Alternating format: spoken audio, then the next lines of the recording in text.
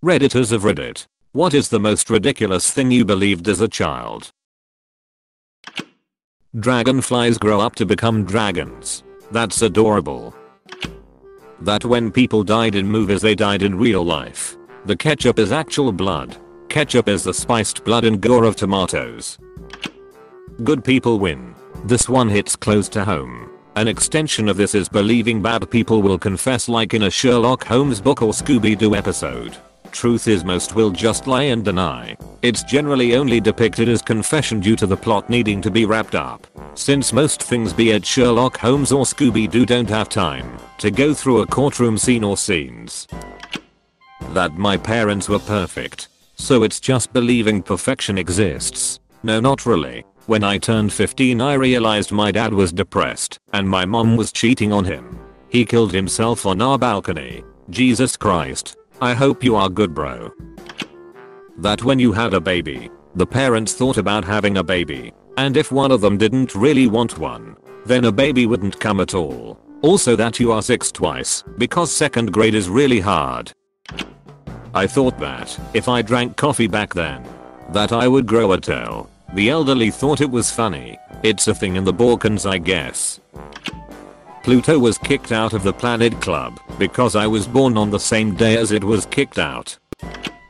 I thought those crash investigation side signs on the highway indicated that so many crashes had happened recently on those stretches of road that they had a team of researchers on site to investigate why. It was distressing to me to see these signs remain up year after year because they obviously hadn't made any investigative headway. That's not what they mean. But seriously, I thought the same thing until this moment. They are larger spots on the shoulder for you to pull over for minor accidents, to get you out of the flow of traffic. If you're gonna walk around your car, to check bumper damage after a fender bender, or wait for a tow truck, you can more safely do it there.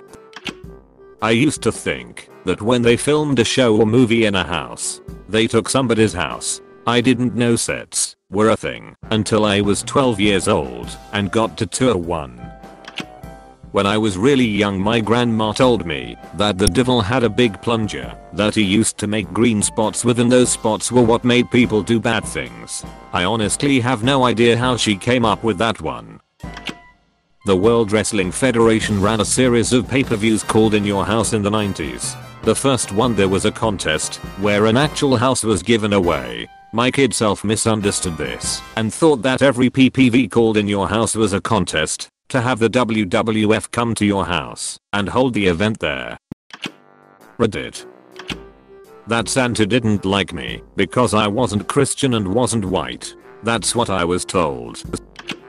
My parents told me that if anyone but the driver touched the gear shifter, the car would explode. That's obviously ridiculous, but I didn't figure it out until I was learning to drive. My mother always claimed that never happened, but how the hell would I come up with that idea on my own? I still sometimes had that thought when shifting gears in my manual, years after learning how to drive. The brain is weird.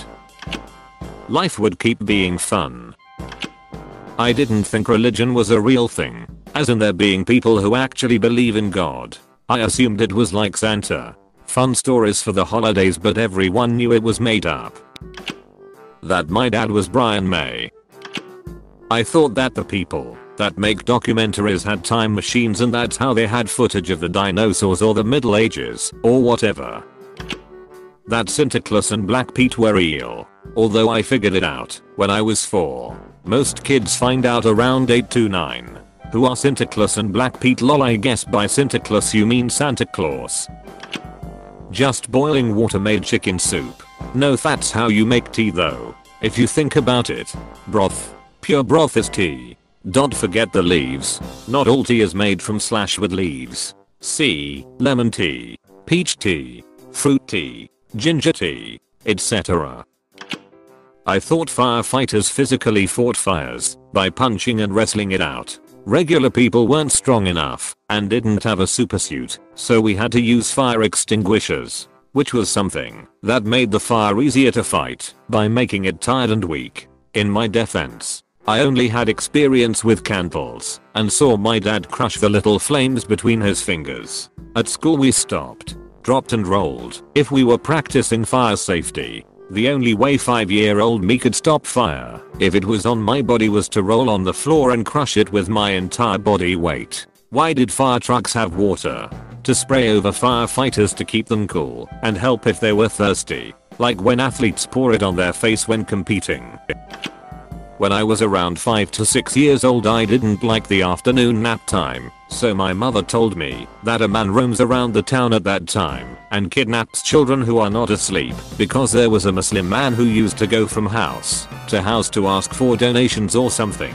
He was a tall man with a big beard, shabby looking, with like 10 necklaces and a bigger bag on his shoulder. He would shout Allah in front of each house, and those willing used to give him money and other stuff. My mother told me that he kidnapped kids in that bag until I was 10. My mom would just say that go to sleep or Allah will come for you, and I went straight to bed.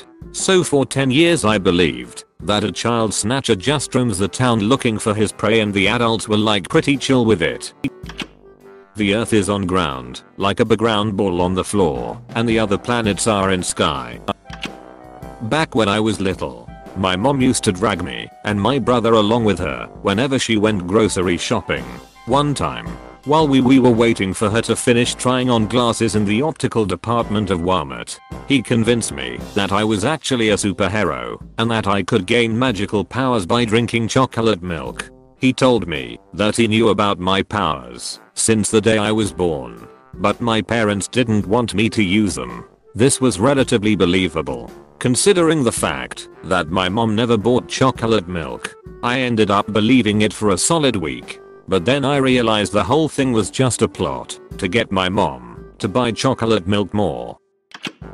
That when cashiers gave you back change, they paid you back more than you did. My logic was that you gave them one bill, but you got back 3 boron coins.